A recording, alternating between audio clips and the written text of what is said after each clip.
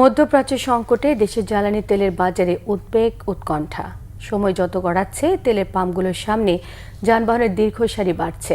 এদিকে বিদ্যুৎ, জ্বালানি ও খনিজ সম্পদ মন্ত্রী ইকবাল হাসান মাহমুদ আশ্বস্ত করেছেন, জ্বালানি তেলে পর্যাপ্ত মজুদ রয়েছে। অযথা উদ্বিগ্ন না হতে জনগণকে আহ্বান জানিয়েছেন তিনি।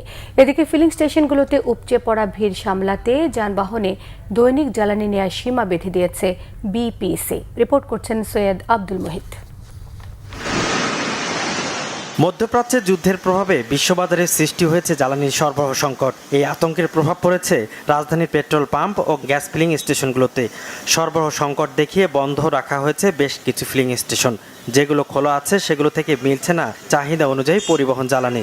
শুক্রবার ভোর থেকে ফিলিং স্টেশনগুলোতে ব্যক্তিগত গাড়ি ও মোটরসাইকেলের উপচে পড়া ভিড়। ফিলিং স্টেশনের সামনে জ্বালানি নেয়ার অপেক্ষায় দাঁড়িয়ে থাকা যানবাহনের দীর্ঘ সারির কারণে কোনো সড়কে সৃষ্টি হয়েছে যানজট। চাহিদা মতো তেল না পেয়ে ক্ষোভ প্রকাশ করেছেন গ্রাহকরা।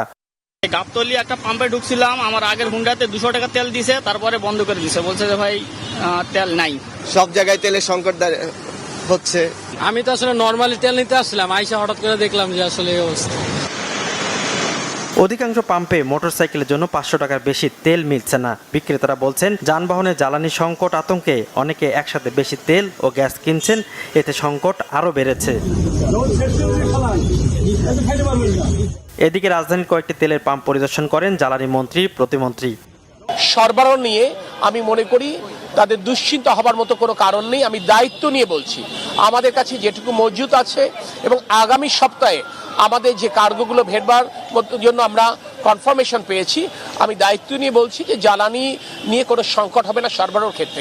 পরিস্থিতি বিবেচনায় দৈনিক জ্বালানি তেলের সীমা নির্ধারণ করে প্রজ্ঞাপন জারি করা হয়। মোটরসাইকেল প্রতি দৈনিক 2 লিটার, ব্যক্তিগত গাড়ি 10 লিটার, মাইক্রোবাস 20 থেকে 25 লিটার, লোকাল বাস 70 থেকে 80 লিটার, দূরপাল্লার বাস 200 থেকে 220 লিটার।